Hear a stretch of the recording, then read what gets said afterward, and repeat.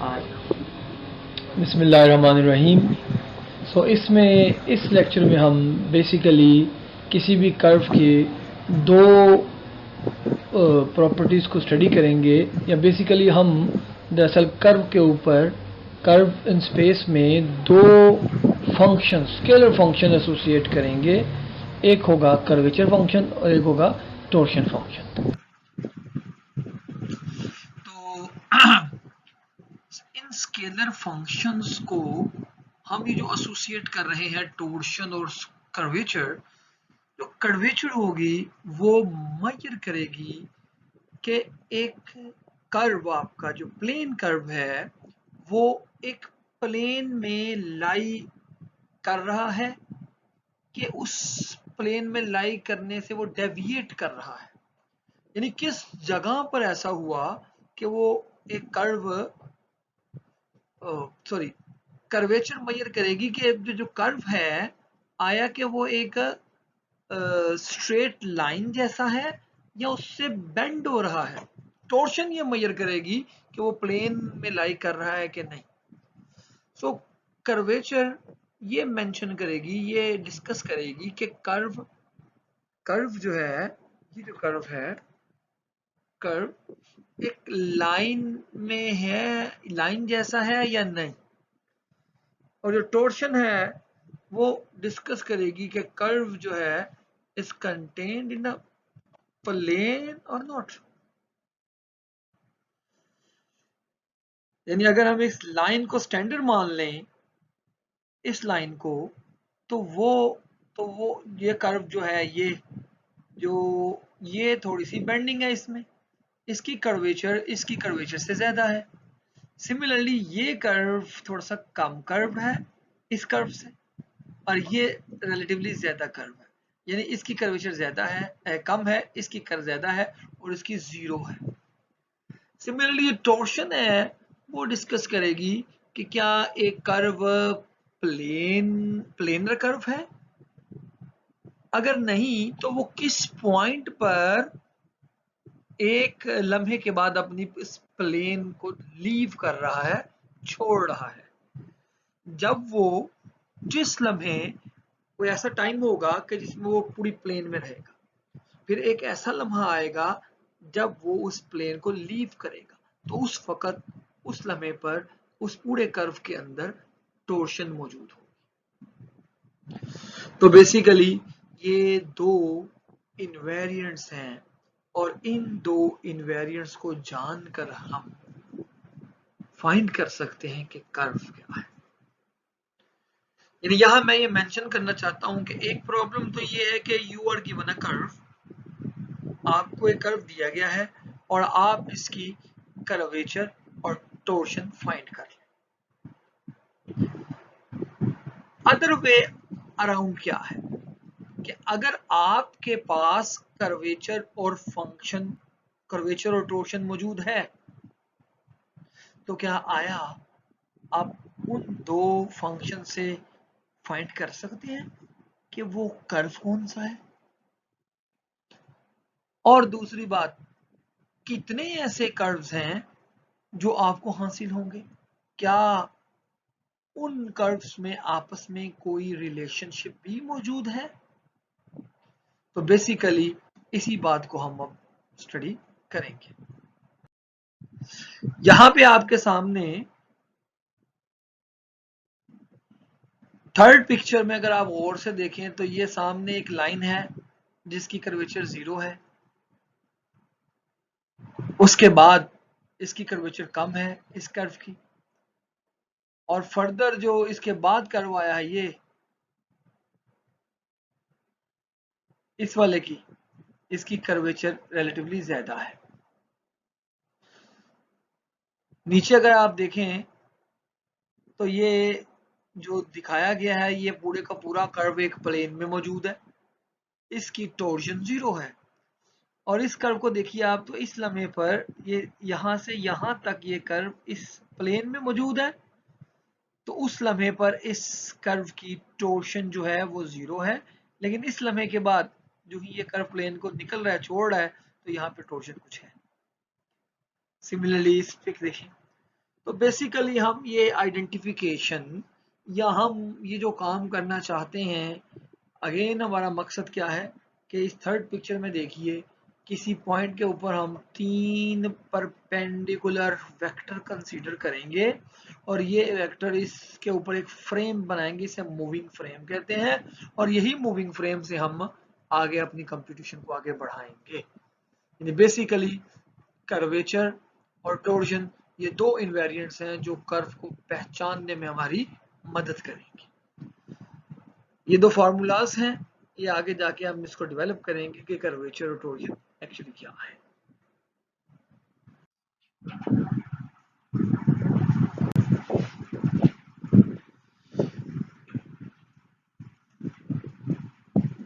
Basically हम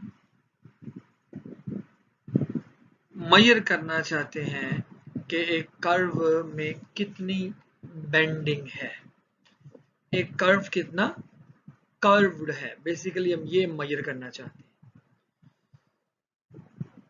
हमारी intuition क्या है,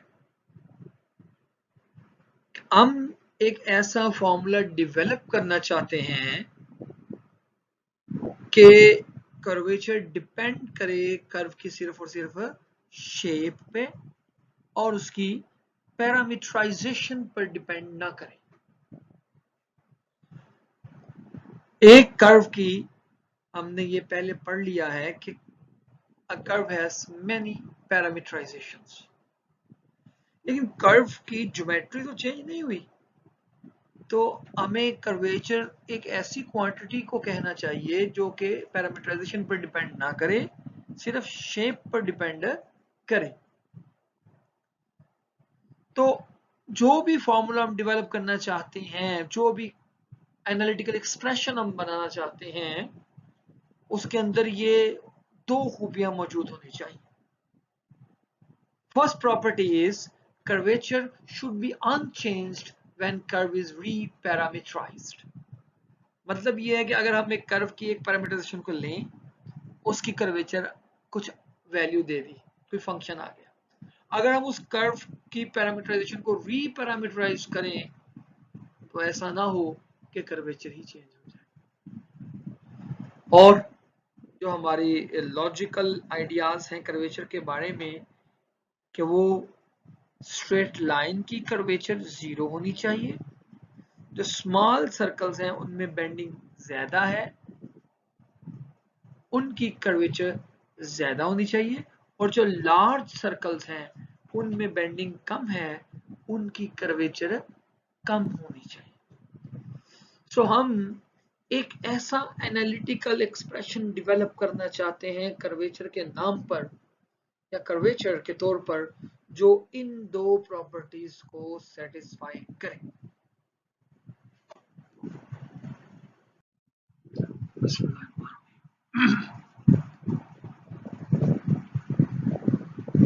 सो अगर गैमा कोई यूनिट स्पीड कर्व है with parameter s, then its curvature k of s or kappa of s at any point gamma of s is defined as the magnitude of the second derivative is called curvature। सो हमने curvature की definition ये अभी रखी है और देखना चाहते हैं कि क्या ये डेफिनेशन हमारी वो दो प्रॉपर्टीज जो हम लास्ट स्लाइड में डिस्कस कर चुके हैं, ये उसे सेटिस्फाई करती है ये डेफिनेशन या नहीं। पहले हम देखते हैं सेकंड प्रॉपर्टी को। सेकंड में ये बात मेंशन थी कि स्ट्रेट लाइन अगर हो तो उसकी कर्वेचर 0 होनी चाहिए। तो स्ट्रेट लाइन की कर्वेचर के लिए अगर मैं स्ट्रेट लाइन की पैरामीटराइजेशन गैमा ऑफ टी ये ले लूं, gamma of t is equals to t plus some constant a. ये एक स्ट्रेट लाइन की पैरामीटराइजेशन है, और अगर आप इसकी देखें कि ये यूनिट स्पीड है या नहीं, तो इसके लिए आप इसको अगर आप इसके डेरिवेटिव लेके मैग्नीट्यूड फाइंड करें तो डेरिवेटिव इसका 1 आएगा। सो ये क्लियरली शो करती है कि ये स्ट्रेट लाइन की ये वाली पैरामीटराइजेशन एक यूनिट स्पीड पैरामीटराइजेशन है। अगर मैं इसका फर्स्ट डेरिवेटिव लूं तो फर्स्ट डेरिवेटिव जो मुझे मिलेगा, फर्स्ट डेरिवेटिव वो ये होगा इक्वल्स टू आएगा 1 के। और अगर मैं इसका सेकंड डेरिवेटिव लूं तो क्लियरली सेकंड डेरिवेटिव मुझे मिलेगा इक्वल्स टू 0। दैट शोज कि इसकी जो कर्वेचर उस 0 की मैग्नीट्यूड भी 0 होगी, 0 वेक्टर की, और 0 आने पर तो ये क्लियर होगा मुझे कि ये स्ट्रेट लाइन जो है, अगर मैं ये डेफिनेशन रखूं तो स्ट्रेट लाइन की कर्वेचर जो है वो 0 होगी। दूसरी प्रॉपर्टी के लिए मुझे देखना पड़ेगा, अगर मैं कंसीडर करूं एक circle, let I take a circle, consider a circle centered at x naught, centered at x naught, comma y naught। ये मैंने एक सर्कल का सेंटर कंसीडर कर लिया, एक मैंने एक सर्कल लिया, सॉरी ये सर्कल लिया, कोई सर्कल आप कंसीडर कर लें इस सेंटर के साथ, एक अंदाजा ये सर्कल अगर आप ले लें तो इसकी पैरामीटराइजेशन इस सर्कल की वो ये है पैरामीटराइजेशन इस सर्कल की है।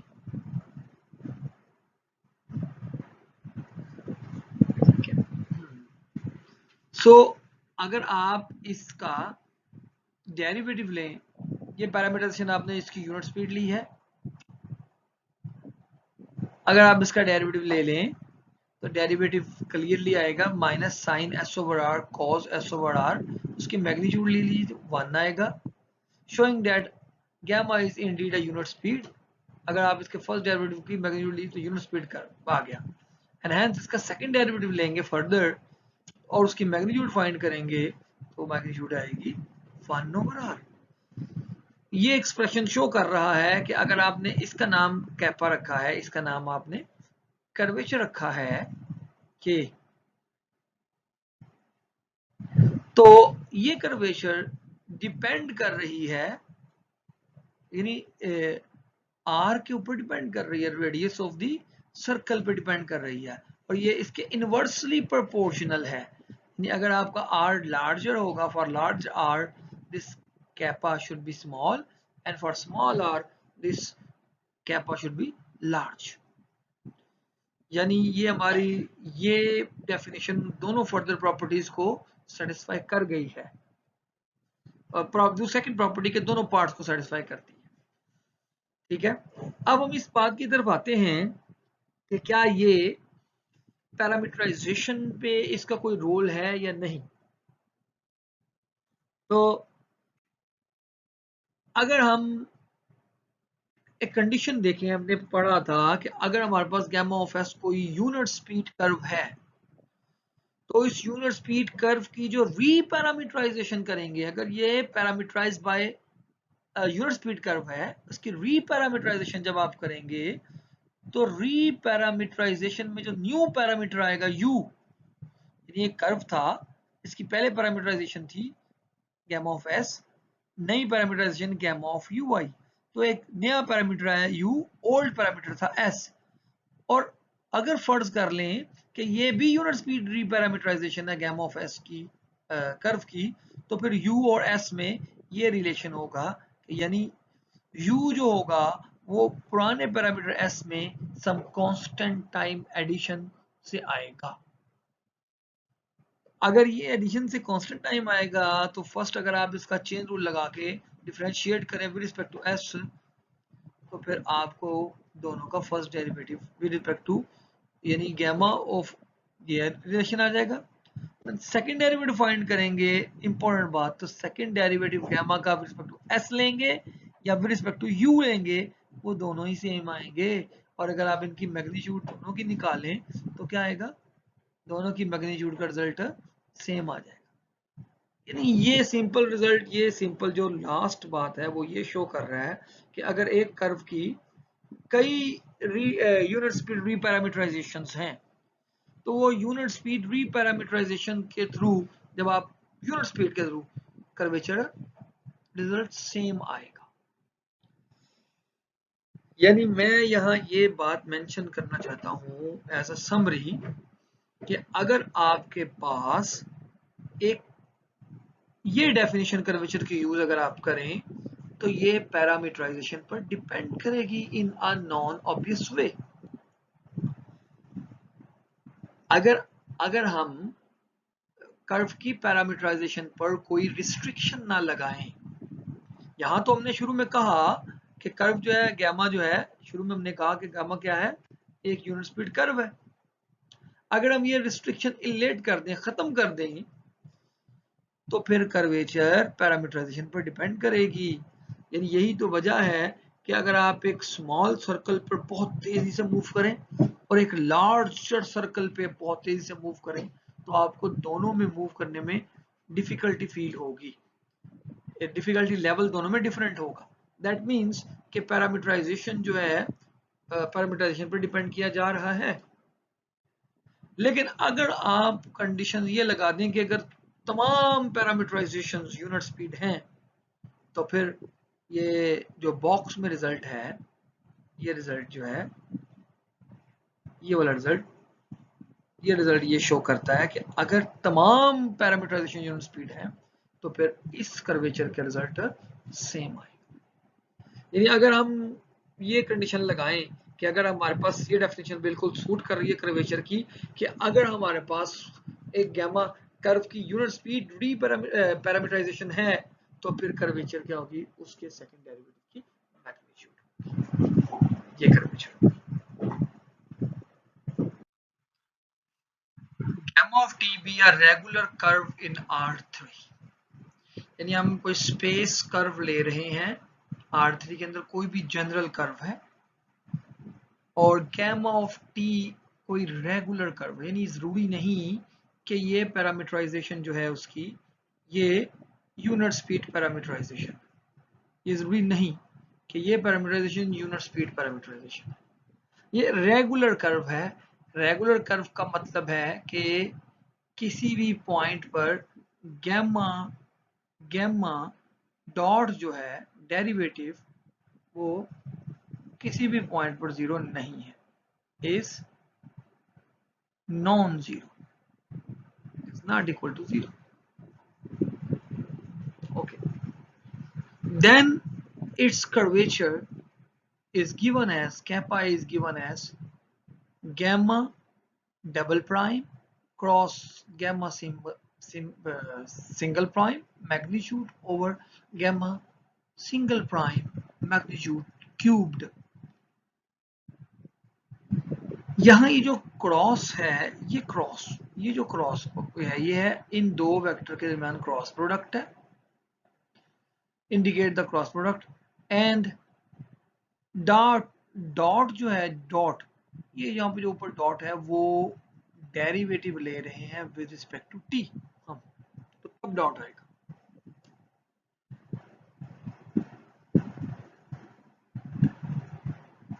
So, ये बात वाज़ेह है कि कोई भी कर्व जो R3 में है उसे हम R2 में है उसे हम R3 में भी कंसीडर कर सकते हैं, उसके थर्ड कंपोनेंट को जीरो लेकर। ठीक है, सो ये फॉर्मूला प्लेन कर्व के लिए भी यूज हो सकता है और जनरल किसी भी स्पेस कर्व के लिए यूज हो सकता है। ठीक हो गया। फर्ज कीजिए हमारे पास एक कर्व है गैमा, ये हमारे पास एक कर्व है, ठीक है, और इस कर्व की हमारे पास एक पैरामीटराइजेशन है गैमा, उसमें पैरामीटर टी है, और फर्ज कर लें कि हम इसको रीपैरामीटराइज करते हैं। अगर एक कर्व रेगुलर कर्व है तो हमने फर्स्ट चैप्टर में ये पढ़ा था कि हर रेगुलर कर्व की यूनिट स्पीड रीपैरामीटराइजेशन हो सकती है। तो अगर हम इसकी यूनिट स्पीड रीपैरामीटराइजेशन करें और उसका नाम रखें हम गैमा टिल्डा, तो गैमा टिल्डा में पैरामीटर एस आ रहा है, गैमा टिल्डा में पैरामीटर एस है और ये यूनिट स्पीड पैरामीटराइजेशन है, रीपैरामीटराइजेशन इस गैमा की, और गैमा में जो पैरामीटर था वो टी था। तो जब हम आर्क लेंथ को यूज करेंगे तो इनफैक्ट हमारे पास एक फार्मूला बनेगा जिसमें एस जो है वो इक्वल होगा सम फंक्शन ऑफ टी, यानी s जो है वो इनफैक्ट t पर डिपेंड करेगा s हमारे पास, ठीक है। अब हम यहां पर नोटेशन सेट कर रहे हैं। डैश का मतलब होगा derivative with respect to s और डॉट का मतलब होगा derivative with respect to t। Then by chain rule अगर हम डेरिवेटिव लें with respect to t both sides का derivative with respect to t लें, तो ये गैमा का डेरिवेटिव जो आएगा वो गैमा डॉट आ जाएगा, और ये गैमा प्राइम के अंदर इन्वॉल्व है s, तो पहले आएगा उसका derivative with respect to s, यानी D gamma by D S, D gamma by D S, ये लिखा हुआ है, ये है D gamma by D S, and then s जो है वो फंक्शन ऑफ t है, तो फिर से लिखा जाएगा D S over D T, ये चेन रूल से, ठीक है। और कर्वेचर हमने डिफाइन की, कर्वेचर किसी कर्व की क्या है, कर्वेचर है उस कर्व की अगर आपके पास कोई पैरामीटराइजेशन है तो उसकी आप रीपैरामीटराइजेशन करें गैमा टिल्डा जो कि यूनिट स्पीड हो, और उस यूनिट स्पीड की सेकंड डेरिवेटिव की जो मैग्नीट्यूड होगी वो कर्वेचर होगी। So curvature is gamma tilde double derivative with respect to s है, क्योंकि s यूनिट स्पीड पैरामीटराइजेशन वाला यूज किया होगा। तो इस डबल डेरिवेटिव का मतलब क्या होगा, magnitude stays as it is, magnitude as it is है। डबल डेरिवेटिव का मतलब है डेरिवेटिव लिया आपने किसका, पहले फर्स्ट डेरिवेटिव का, तो फर्स्ट डेरिवेटिव की वैल्यू यहां से अगर आप लें, first derivative gamma dot dash is equal to उस साइड पे लेके जाएं दूसरी साइड पे, तो वो आएगा गैमा डॉट ओवर दिस, ये फॉर्मूला यहां पे लेके जाएं, ओके। और फिर उसको इस फॉर्म में लेके आए कि ऊपर गैमा डॉट आ जाए, नीचे जब ये आएगा तो ये नीचे ds ओवर dt साइड पे जाके नीचे आ जाएगा। तो अब यहाँ पर अब हम इसको with respect to s differentiate करना चाहते हैं, तो अब टी ऊपर भी नीचे भी है, लिहाजा दोबारा फिर चेन रूल लगाना पड़ेगा और डिवीजन रूल लगाना पड़ेगा हमें।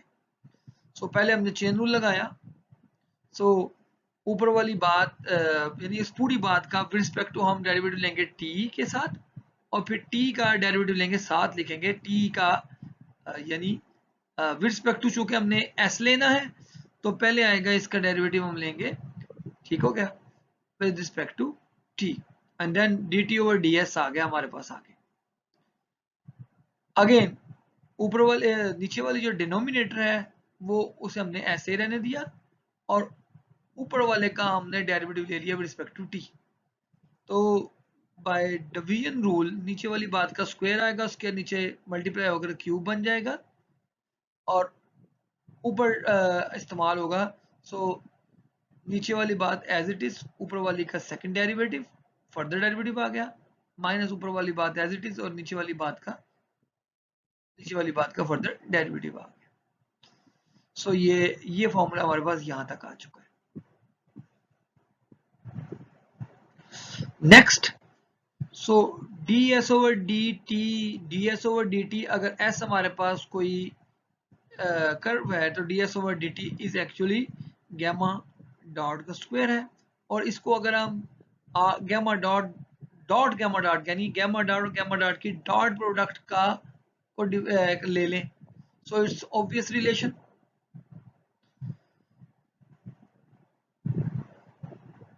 सो यहां हमने यूज किया सिंपल वेक्टर एनालिसिस यूज किया। अगर हम इसको डिफरेंशिएट करें विद रिस्पेक्ट टू t, तो पावर रूल के मुताबिक 2 पहले आएगा, सो 2 पीछे आ जाएगा, 2 पहले, पावर में से एक कम यानी ds ओवर dt नीचे, सो यहाँ पे 2 आएगा, 2 ds ओवर dt, और अंदर वाली बात का फर्दर डेरिवेटिव सेकंड डेरिवेटिव आ गया। यहाँ पे क्या होगा, यहाँ पे आएगा R dot dot r double dot plus फिर दोबारा यही बात आ जाएगी दोबारा। चूंकि डॉट प्रोडक्ट कम्यूटेटिव होता है तो हमारे पास ये आ जाएगा 2 into are dot r double dot, 2 से कैंसिल हुआ तो हमारे पास ये रिजल्ट बन गया जो आपके सामने पहले मौजूद था। So r dot r double dot is equal to ds over dt second derivative over dt square. Using so ये फॉर्मूला हम इस्तेमाल करेंगे, ठीक है। हमारे पास ये फैक्टर है आगे, इसमें यूज करेंगे तो कर्वेचर क्या आएगी। पहले कर्वेचर के लिए हमने gamma double prime as it is रहने दिया,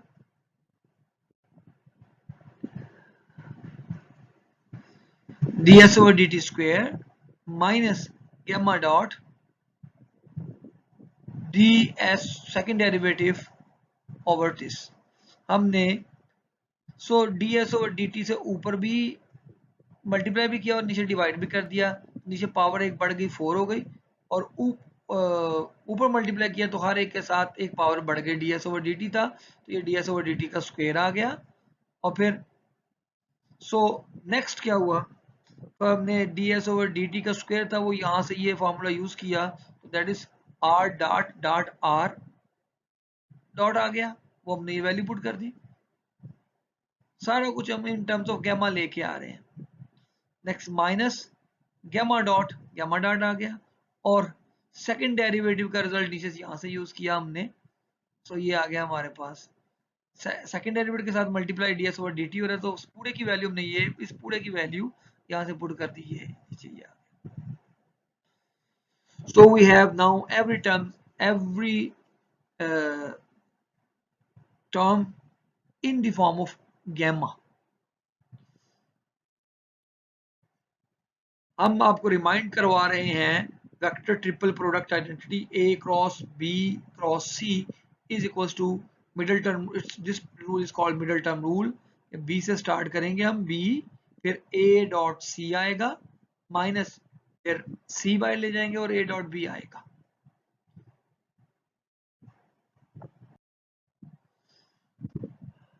हम इस पर यही रूल लगाते हैं इस फॉर्मूले पर। सो मिडिल टर्म रूल के मुताबिक गैमा डबल प्राइम पहले आ जाएगा और फिर फर्स्ट और लास्ट वाले का डॉट प्रोडक्ट आएगा माइनस फिर ये लास्ट आ जाएगा माइनस यहाँ पे, और फिर फर्स्ट और इसका डॉट प्रोडक्ट आ जाएगा।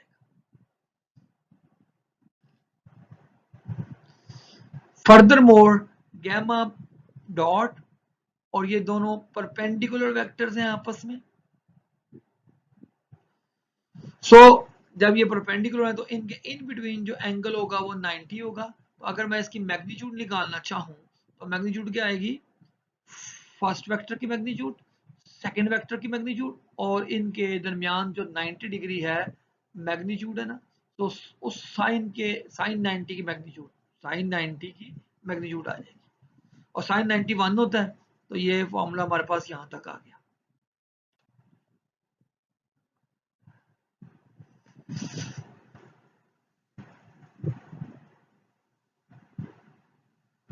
हेंस अगर हमने ये फॉर्मूला सो ऊपर वाली वैल्यू ऊपर से यानी इसकी वैल्यू हमने यहां से रिजल्ट में पुट की है,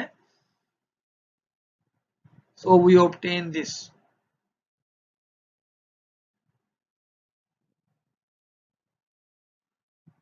ये हमारे पास ये हासिल हुआ